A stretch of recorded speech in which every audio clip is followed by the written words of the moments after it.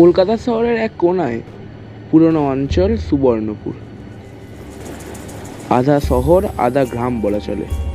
সকালবেলা যদিও লোকের ভিড় দেখা যায়, কিন্তু বিকেল গড়াতেই এক অদ্ভুত স্তব্ধতা চারপাশ ছেয়ে পড়ে। এখানে দিনের চেয়ে রাত যেন দীর্ঘ। পুরনো গলিগুলো সরু, ইটের রাস্তা ফাটল ধরা, মাথার ওপরে জট পাকানো তার। রাস্তার বাতিগুলো সব যেন ঝাপসা জলে। এই এলাকার মাঝখানে এক বিশেষ পুরনো বাড়ি, রায় বাড়ি।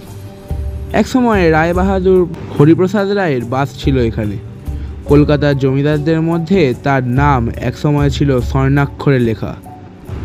বাড়িটা তখন ছিল সাজানো, আলোকিত।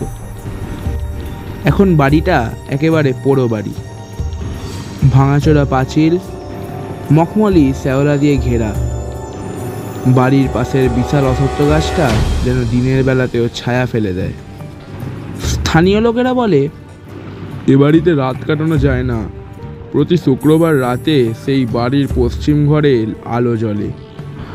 জানালার কাছে কার ছায়া যেন নড়ে, আর শুনতে পাওয়া যায় এক নারীর কান্নার আওয়াজ। মাঝরাতে কারোর গলা শোনা যায়, একটু অস্পষ্ট, যেন অনেক পুরনো বেদনার গলা ঝাপসা হয়ে এসেছে। এই গুজবের কথা শুনে খবরের কাগজের রিপোর্ট পড়ে আসে একজন প্রাইভেট গোয়েন্দা, রুদ্রনীল বসু। তরুণ বয়স হবে, বড়জোর 32।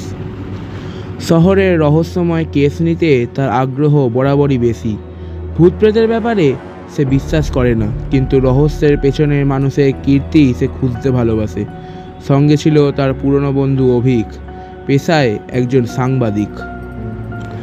দুজনেই সেই বিকেলে পৌঁছলো সুবর্ণপুরে। চায়ের দোকানে বসে স্থানীয়দের কাছে খোঁজ খবর নিচ্ছিল।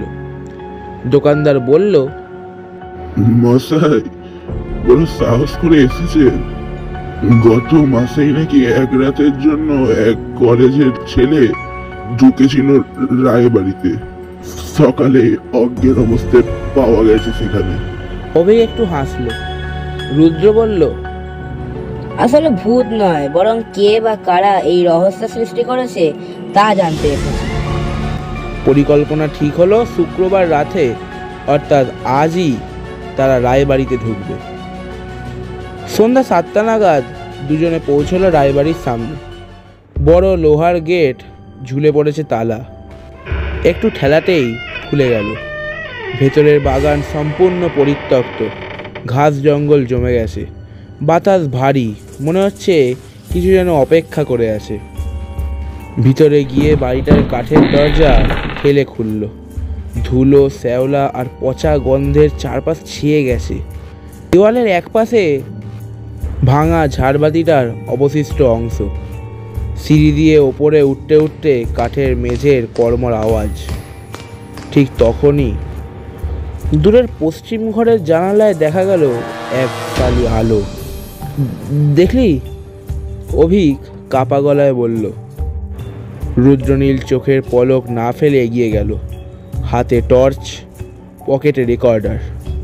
টর্চের আলো ফেলে দেখে ঘরটির দরজা আধ খোলা।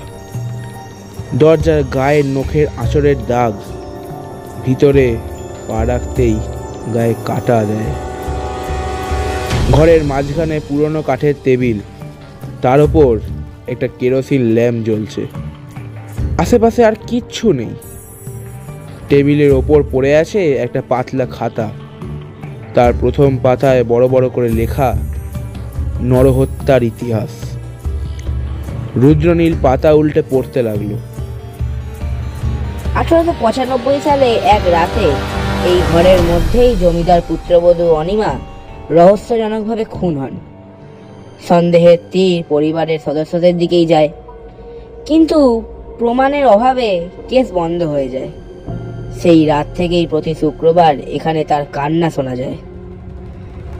পড়ার মাঝেই আচমকা জানলার কাজ সশব্দে বন্ধ হয়ে গেল। বাতাস ভারী হয়ে গেল, গলা শুকিয়ে গেল।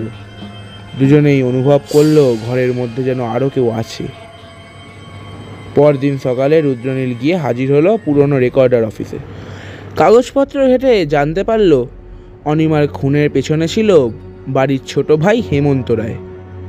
সম্পত্তির লোভে সে এই কাণ্ড ঘটায়। আর ছিল একমাত্র সাক্ষী চাকর হরিচরণ। কিন্তু মামলা চলার সময় হরিচরণ নিখোঁজ হয়ে যায়।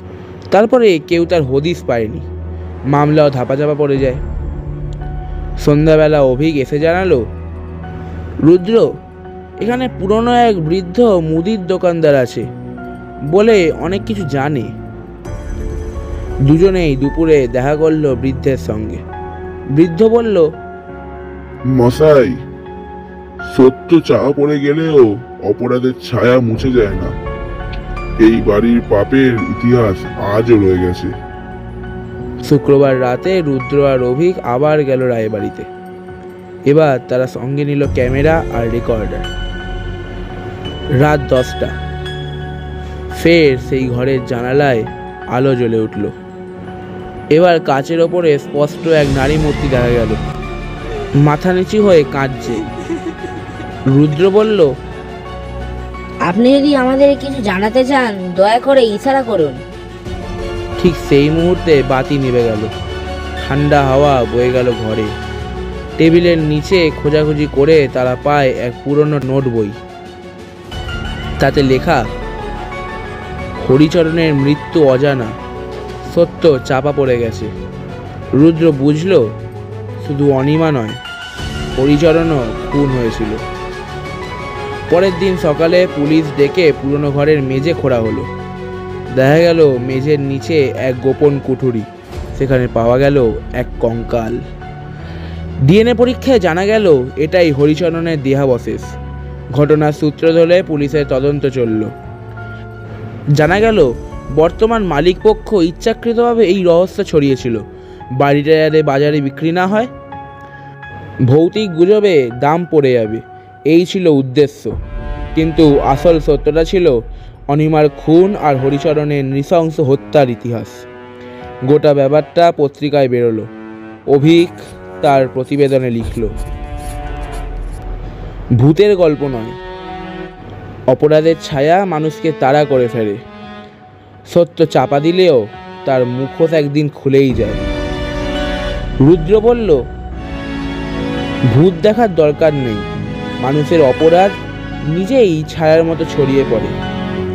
এভাবেই শেষ হলো আলোর মুখোশের রহস্য।